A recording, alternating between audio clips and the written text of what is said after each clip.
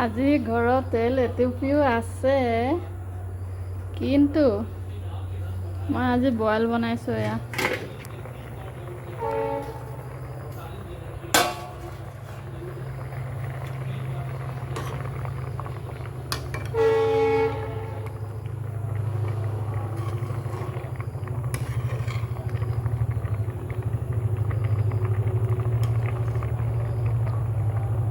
বিলাহী দিছোঁ, তিয়ঁহ, ঢেকীয়া, কচু,